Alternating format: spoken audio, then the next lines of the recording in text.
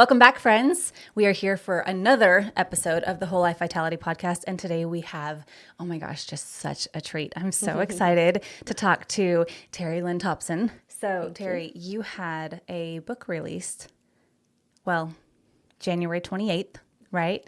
And this is such a big deal for you because it's your first first with a publisher. Yes. Yeah. First book with a publisher. And this has been a long time coming, right? Yes. The book took almost 3 years to write, and there was a lot of struggle in between, but How long have you been writing?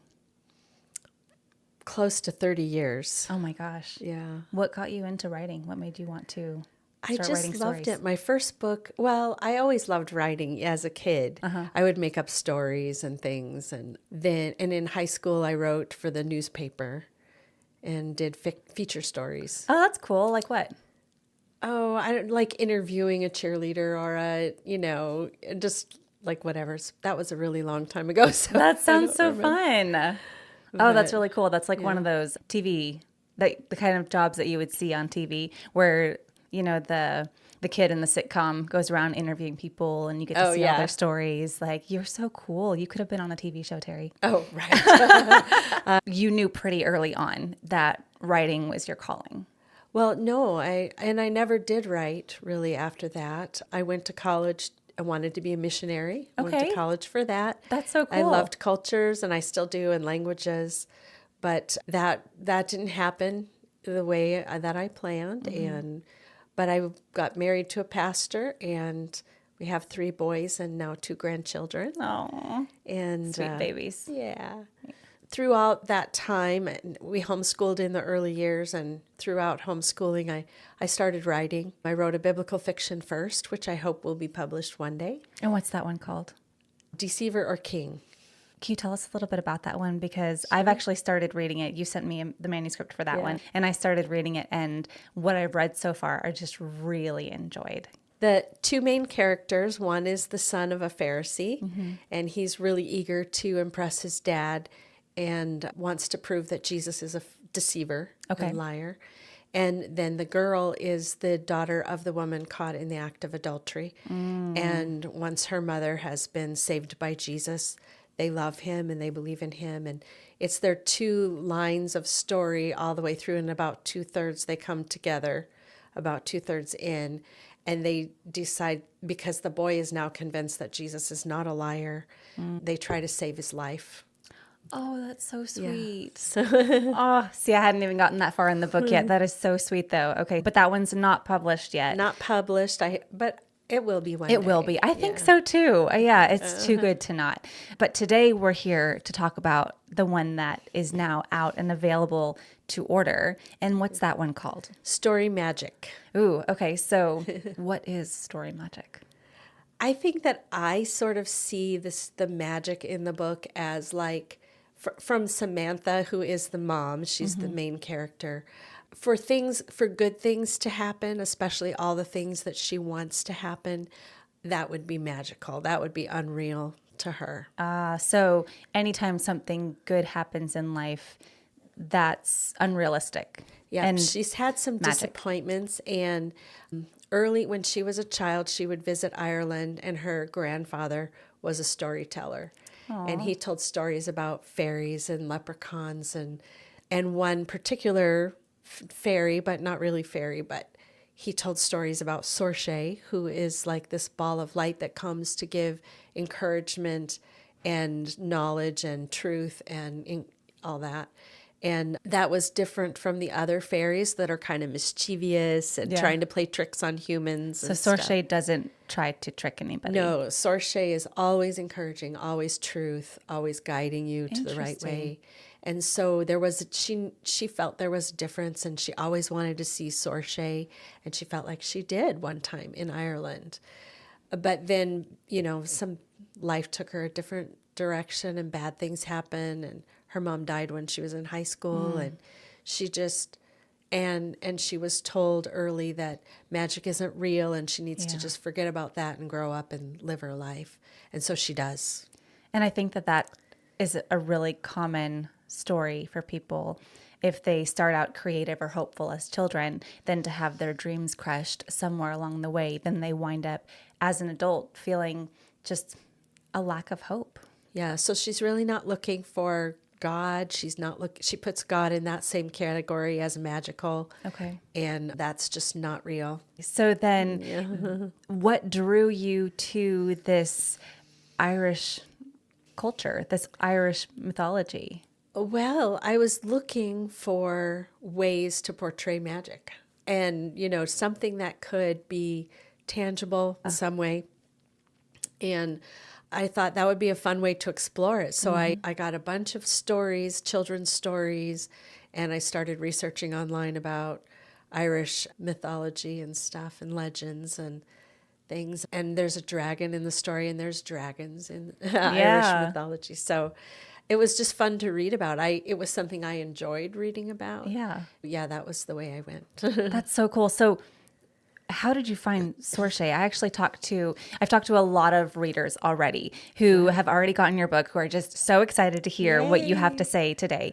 And one of your readers asked, she said that with her experience with Irish mythology, Sorche is kind of a lesser known character. Kind of a Sorche almost is obscure. not an Irish character. Really? No, it's an Irish word. Okay. The word means brightness. Interesting. But I created Okay. So I was trying to, and I feel like Sorche is real and something that appeared to Samantha's granddad and his mother and grandfather before them. So it's like something that this family told stories about, but it's not an Irish story. Okay. Yeah. That's so interesting. What was the hardest part about writing this book and in this genre, I guess? I feel like it's so hard when people say things like hardest, making it absolute. Right. Maybe not the hardest part, but what was something that you feel like you really struggled with this book in particular? I always struggle with plot, like and making the plot and the character arc, the internal character arc come together. Yeah. And it really needed to be together, and I rewrote the story completely twice and another half a time. Okay, hang Started on. over. This is not a short book. This is not just a little keep on your living room table and pick up and read in an hour book. This is a full length novel. Yeah. And you rewrote it 2.5 times? Yes. Oh my goodness. Well, no wonder it took 3 years. I had to just completely take it apart and put it back together. Wow. Several times. Wow. And so hopefully I won't have to do that again. Is that because you changed your mind about the story? It just wasn't working. It wasn't fitting together, and the arc wasn't coming the way I wanted it to come. And I prayed a lot about it, had some tears about it. And Yeah. I think that's pretty normal when doing something so big, so profound. So in this particular book, you have a pretty intense mother-daughter relationship. And as the mom of a teenage daughter, which was really interesting reading your book because, I am a mom and I'm grateful to not be a single mom and not be trying to do this on my own, but unlike the Samantha in the book. But I do have a 15-year-old daughter, which is the same age as Aisling in the book. And so reading it, I was like, I really felt the angst of that relationship, just the tension and the stress of that relationship. Where did that come from? So there's a couple of places. Okay.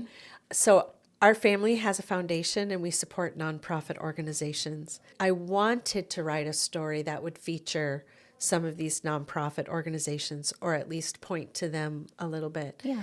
And Nicole Persinger and her daughter, Annalie, they started this actually, Nicole and her son, Denver, started One More Moment. Yeah. It's a wonderful program to help parents going through relationships or teens that are struggling in some way. I feel like that's just the chronic teen condition, right? Yes. Whether it's a really intense situation like what Aisling walks through in your book, or even something much more mild. I know I have really appreciated Nicole's support on multiple occasions, just being a mom to a teenager. Yeah. And now people can tap into One More Moment from anywhere in the world because they do a lot of support online as well. And it's just really helpful for parents. But it was also inspired by, I remember when I was a teenager, what I was going through. And I know, I really believe it's worse. It's harder now in a lot of ways because of social media. Right. But it was hard then too. Oh, gosh. Technology just made everything more complicated. There are days when I definitely look back on my upbringing and think, my parents had it so easy because they didn't have to monitor all these extra devices and cell phones. And gosh, it's so complicated now. I don't know. Maybe it was harder for them because instead we went out of the house more to find social interaction. So at least our kids are staying home more often. I don't know. Yeah, that's true. Because they want to be on technology. You feel like it really, like which character do you feel like you relate more with then? I relate to Samantha because I've been a parent of teens, know. I'm not now, but and I didn't have girls, but I relate to Aisling because I was a girl. Yeah. And I think a lot of her thinking and her struggles and things were me. Yeah. Not the same situations Right. and not a lot of. But I can remember thinking, and I can remember that tension between my mom and I. So the Aisling goes through some really, really rough situations, which are just hard on the whole family. But those situations specifically that Aisling went through, where did those come from? Did you just imagine them? Did you draw on other people's stories, or? Yeah, I think I drew from some different stories, some of my own, and pulled from those. And it's a new story, but you always, as a writer, you pull from your own life and you pull from other things that people you know and Of course. things you hear. Which is so interesting. I won't ask you to share that part of yourself and what you put in the book, but I will tell you, to our listeners and future readers of this amazing book, now you want to go read, so you can also speculate about which of those stories do you think were Terri's, because they're pretty intense. They are very, very intense. So we do have a couple more questions from readers.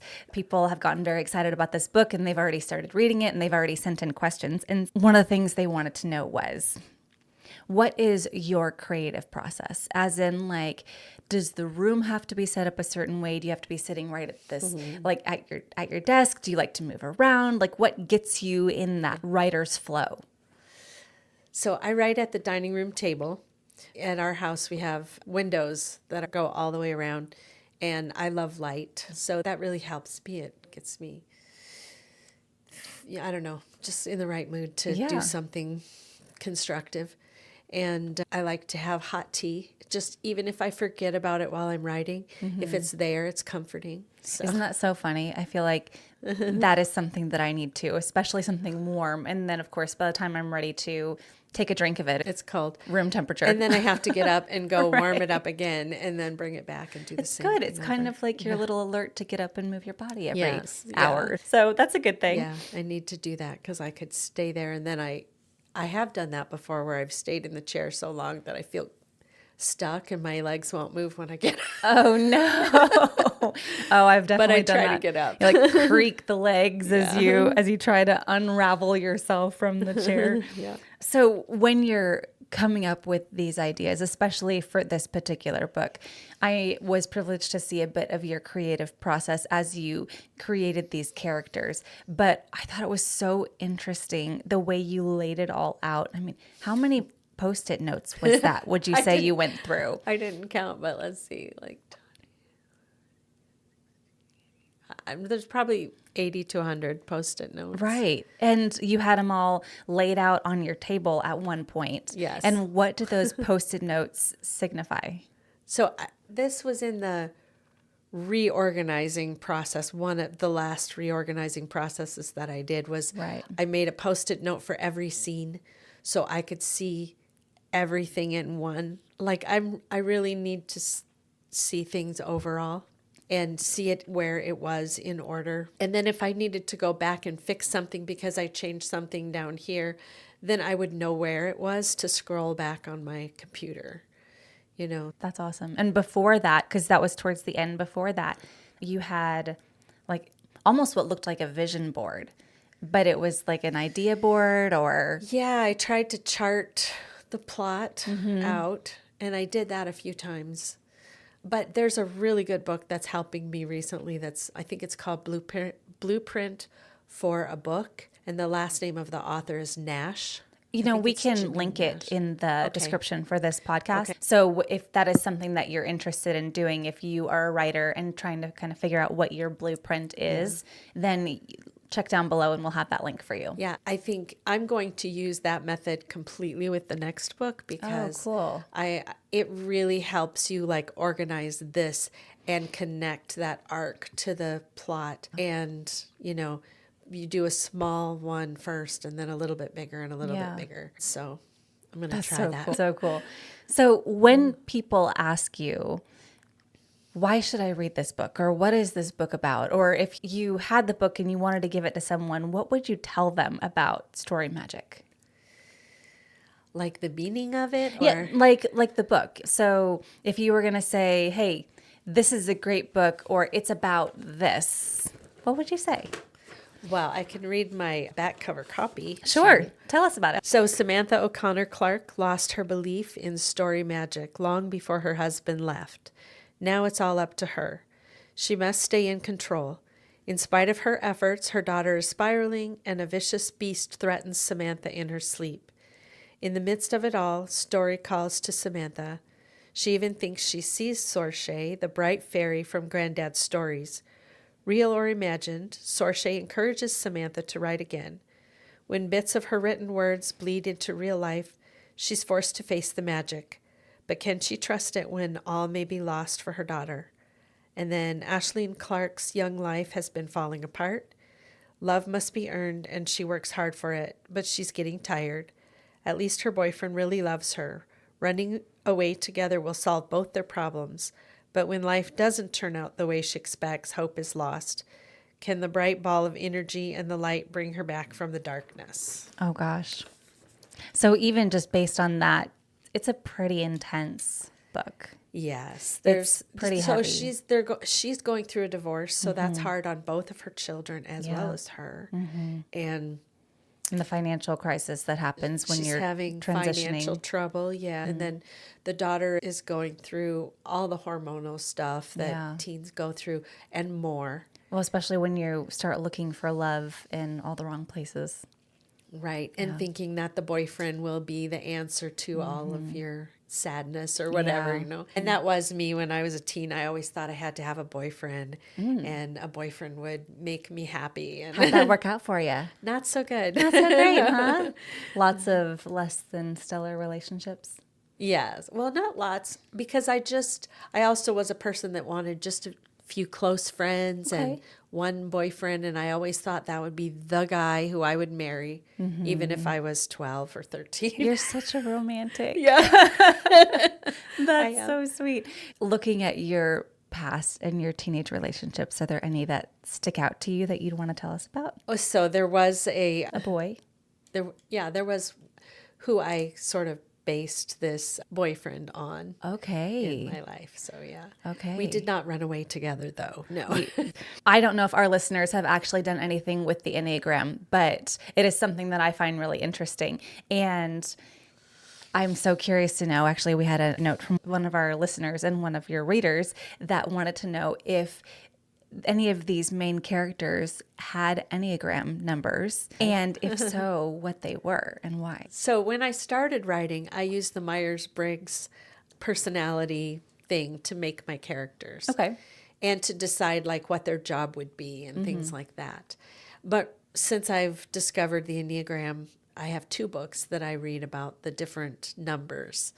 And so the Samantha is 7.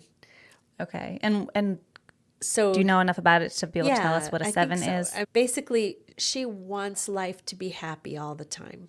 Yeah. Like if you've ever seen the movie Inside Out, then a 7 is joy. Yes. Yeah. They just want everything positive to be attitude. Let me just take care of this. Let's just go do something fun. If things get serious or sad, they want to do something fun to make it better. to make it better. So that they don't feel sad anymore. And then Aisling is a 4, which is me. Yes. So that definitely is a connection between us, the way. So a 4 is the romantic, the artist, the very passionate. moody, very often moody when they're unhealthy. And but just so passionate. Like everything is done with great passion. yes, if you're going through grief and you want someone with you, get a 4 because they can go there. Yeah. They'll go there with you. Yeah. And I could do that. But they can get lost in their own if they're not healthy, Yeah. And so when hormones too are involved and you're just a teenager and you don't know, and it's just all emotional. It's all emotional. Oh, A goodness. 4 going through puberty has got to be the most emotional one of all. Which is so funny because I do think that my 15-year-old daughter is also a 4, which we have talked about many times because you two share so much in common. Yes, you and my we daughter. do. And so I think that, and then I am a 7. So then Right. I really related to the characters in your book and seeing the turmoil that they went through. I'm just like, oh my gosh, please stop. Please And God, I we don't think want to that do that. my mom is, maybe she's an 8 with a 7 wing, Yeah, or I a could 7 see with that. an 8 wing. I'm not sure, but she's in there too. Yeah. Oh, goodness. If you want to learn more about Enneagrams, I will also drop a link for that down in the description of this Yes. podcast. So you can maybe do your own little quiz and see if you can figure out your Enneagram number. Yeah. So, Terri, what's next? So what's next is I'm working on book 2. Okay. The publisher, which is Winged Publications, if you Okay. want to go to it. They have lots of wonderful Christian writers that they've published. But so they wanted me to do 3 books. And the second book is going to be about a girl who is in a trafficking situation. Okay. But just like was kidnapped and just going into it. Yeah. And then will be rescued. And because we support a organization called Camille Place that takes girls out of trafficking Wow. and really works with them on life skills and trauma and all the emotional things. And it is a wonderful holistic place. Yeah. They diffuse essential oils, they play music that is the right tone to just reset your body and your Right. emotions and stuff. And they have lots of Christian counselors, and they cook there and they live there and they pray That's together. So cool. That's so Yeah. cool. Your foundation does so many amazing things. Oh, I should say too, that's the H.G. Clay Foundation, hgclayfoundation.org. Okay. And is that something that people could donate to if they wanted to? Yes. They could donate There's to a the donate foundation button on that there. could then help support these organizations. Yes. Very I think cool. so. Okay. Well, you know What's what? weird, it's a family foundation. Yeah. It's a family charitable trust. And we have not taken a lot of donations, but I think that is a possibility. Okay. But that people could also donate directly to One More Moment or Camille Place, Yes. or there's another one that was mentioned. Under His Wings. Under His Wings. Yes. That's right. So we can also put those in the And description. they also help teens in crisis. Yeah. And they have a home also where they keep some people, some girls, and they also have outside connections where kids who are living at home. So it's more about the kids than the parents. Yeah. And One More Moment is more about the parents. Wow. It's so cool. One of the things that I really loved about your book was, we live in Lower Alabama, and that's kind of the scene that you picked to write this book from, where they also lived in Lower Alabama. And so it was really fun to read your book and know all of the places that they went. Yeah. It's all local. If you want to just get a little bit of Lower Alabama culture, you can also read this book and it'll feel like you're visiting. Yeah. It's very fun. Terri, I am just so proud of you. I'm so proud of you for sticking with it. 30 years is a long time to stick with a passion. And to hold the faith of knowing that you're doing the right thing and it'll eventually turn into what you want it to turn into. And I think that's something that we can all relate to a little bit, of having dreams that we hope someday will become realities and just chugging along until we get there. Yeah. That's just so amazing. I'm so proud of you. I'm so it's, happy for you. This journey. It is the roller coaster for sure. Yeah, for sure. Thank you. One of the things that I got from one of our listeners and one of your readers was a comment, and she said she's already a couple chapters in. She hasn't read the whole book, but she said, I'm already a fangirling a little. So much of this book is me. Oh, wow. And I think that that's such a beautiful thing with this book because it's very relatable. This is a adult woman who is now raising children as well, but also relates from the teenage perspective. And so many of us can relate to it from the mom's perspective and from the teenage perspective and really see it from both sides. Mm-hmm. Or maybe we're moms and raising teenage girls and it'll help you through just the season of life that you're in. So many of us can relate to different aspects of the book, whether it be from the mother's perspective or the daughter's perspective, or even the little brother. I have a son who is around the little brother's age. And so I was like, this book perfect. Was just... It was great. It was great. It got me all up in my feels. Not going to lie, there were moments that I was just a little angry, moments I wanted to cry, moments I just wanted to hug them and cheer for them, and I think that's what makes a good book. Oh, right? Thank you so much. When you feel all the things. And I want to say that you and also Nicole helped me so much and just work through some of those hard times and helped me brainstorm when I was stuck, and I appreciate that so much. Thank you.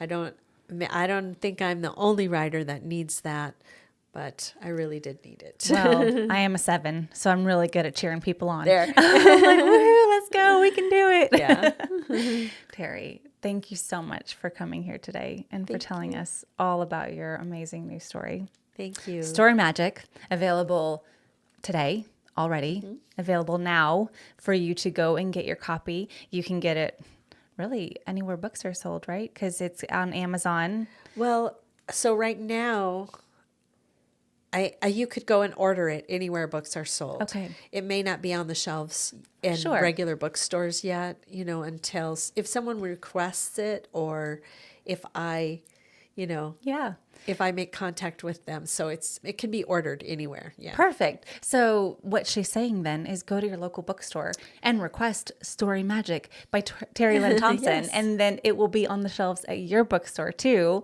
And more people will be able to get it. And I wouldn't mind if you write an Amazon review for me. That would really be helpful. Thank you. That would be amazing because that's really how people get the word out, right? Yeah. Is just through reading it and telling your friends. I read it in 2 days. I took my weekend and just ran through this book. I don't know how you did that. It was my whole weekend. And I just really needed to know where you were going to go with it. I feel like even though I was maybe a very, very small part of your creative process, I also had no idea where the book was going to go. Wow. And so I really enjoyed all the little surprises that happened along the way too. Good. Thank you so much. It was great. Well, thank you for being here. Is there anything that you would like to share with our listeners before we get off today? Any encouragement you might have for future writers or people who are going through a tough time? Definitely keep writing and practice and get someone around you who's an encourager. That helps a lot. So I think that's wonderful. And prayer. Advice. I will say prayer. Like, I know I couldn't have done it without the Lord. Yeah. There was one major breakthrough that came through prayer. That's so awesome. Actually, that is one thing I did want to say really quickly before we get off is that it is a women's fiction book. It is fantasy, right? Magical realism. Magical realism. Fantasy. I'm sorry. Yeah. Magical realism, women's fiction, and Christian is the genre. Mm-hmm. But I will say it's not super Christian forward. It's not, I didn't feel like it was really preachy in your face kind of Christian book, which I feel like makes it so much more accessible for people who are maybe in the middle. Mm-hmm. Yeah. And I think that's pretty cool because then it kind of lets people know that there is hope and faith out there and, the ability to believe different things, but there's this whole community of believers that's available to you as well. All right. Thank you so much for being here today. And we will see you guys next time. Bye. Bye.